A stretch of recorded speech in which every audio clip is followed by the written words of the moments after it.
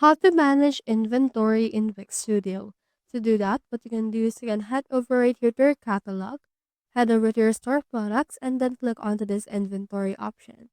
So once you have done that, it will show you to the inventory section or page of your own website. So here's their inventory. Here's the picture or the product. And here's the name of the product, the SKU, as well as inventory number. So you can head over and edit that out. You can also click on those three dots and edit the own product info.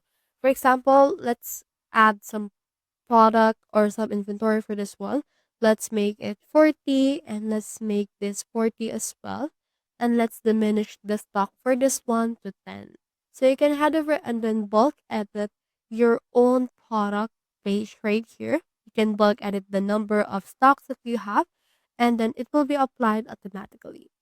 So that's how you manage inventory in Wix Studio. Hope we helped.